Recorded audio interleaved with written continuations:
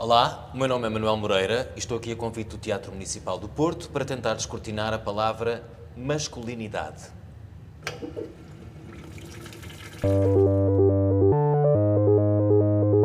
Ora, quando tentamos descortinar um conceito, a primeira coisa que nós fazemos é normalmente ir ao dicionário e tentar descobrir o que é que ele nos diz. No primeiro ano, a definição de masculinidade é a seguinte: masculinidade, nome feminino. Tem graça. 1. Qualidade de masculino, varão. 2. Caráter másculo.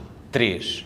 Virilidade. Ora, também sabemos que quando procuramos por alguma coisa no dicionário, na internet, a inteligência artificial oferece sempre espontaneamente para nos dar um lamiré do que são estes conceitos. E o que a inteligência artificial me disse foi que, por exemplo, caráter másculo é a qualidade de ser forte, corajoso e viril, características tradicionalmente associadas ao género masculino. Ora, aqui é que a porca começa a torcer o rabo. Talvez porque a porca é do sexo feminino, ou se identifique com o género feminino, e pense que é um pouco estranho esta mania de associarmos a coragem, a valentia, sobretudo ou mesmo exclusivamente, ao sexo masculino, ou a pessoas que exibam comportamentos, hábitos, expressões corporais que identificamos como masculinas. E como é que encontramos denominadores comuns nas pessoas ditas masculinas que nos permitam chegar a um conceito do que é a masculinidade? E em que situações é que nos interessa, ou não interessa sequer, usar essas definições? É engraçado constatar que, de todos os pontos que as sociedades normalmente vão usando para definir estes conceitos de masculinidade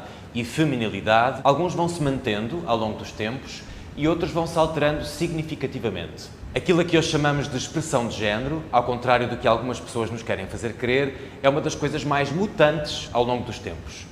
Veja-se, por exemplo, o uso de saltos altos. Atravessaram culturas, gerações, propósitos funcionais, desde os antigos talhantes de há séculos que usavam plataformas nos pés para não pisarem o sangue dos animais, até aos cavaleiros asiáticos que usavam os saltos para prenderem bem os pés nos estribos enquanto combatiam, até à corte de Luís XIV, onde os saltos altos eram usados sobretudo por homens como símbolo de elevação, de estatuto, de domínio. Nas sociedades atuais, os saltos altos são normalmente associados à elegância feminina, à mulher. Ao feminino são sapatos de mulher. Eu acho um bocado estranho este uso da preposição de para definir posse ou relação associados a um género. Sobretudo quando falamos de objetos de calçado neste caso, ou pedaços de tecido. Se eu comprar uma saia, se eu usar essa saia e eu identifico-me como homem, essa saia é de um homem. É minha, estou a usá-la, eu sou um homem, é de homem.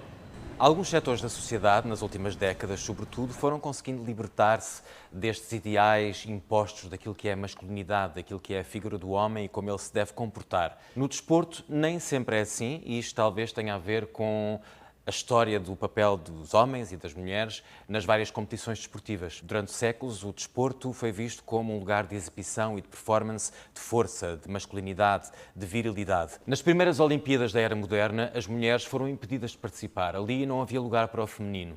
E mesmo no século XX, em algumas competições desportivas, o acesso das mulheres era bastante limitado. Em 1967, Catherine Switzer entrou pela Maratona de Boston adentro, mas logo foi perseguida e agredida por pessoas que decidiram que aqui não era lugar para ela. Em alguns desportos, esta evolução tem sido também um bocadinho lenta. O caso do futebol é um fenómeno paradigmático. No futebol, nas últimas décadas, assistimos a algum relaxamento em relação a algumas imposições no que diz respeito ao caráter másculo dos seus jogadores, dos seus performers. Talvez isto tenha a ver com o facto que nas últimas décadas os jogadores de futebol tenham passado a ganhar mais dinheiro e tenham passado a viver também de contratos publicitários que vivem muito da sua imagem. Lembram-se que o dicionário falava de caráter másculo e de virilidade, pois aqui, nestes dois parâmetros, a evolução tem sido bastante distinta. Como eu dizia, essa preocupação com a imagem passou a ser mais descomplexada e alguns jogadores passam mesmo a viver do autocuidado, da estética e, portanto, há um certo descomplexar, há um certo baixar das barreiras. Enquanto que em relação à virilidade não é bem assim. Não é por acaso, penso eu,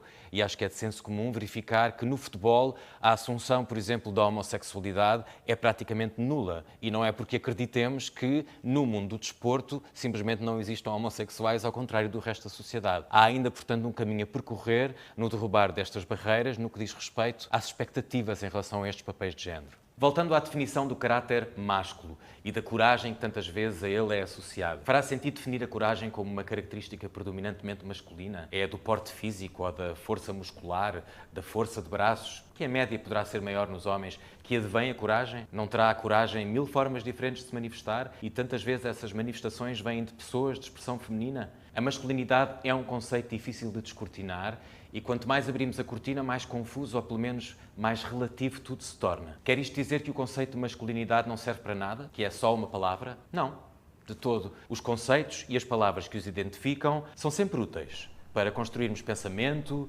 para observarmos as coisas de forma prática ou filosófica e para nos auxiliar na construção de pensamento sobre a evolução humana. De forma mais ou menos óbvia, há comportamentos, expressões, modos de estar que todos nós associamos à masculinidade. Há coisas que nós facilmente associamos ao masculino.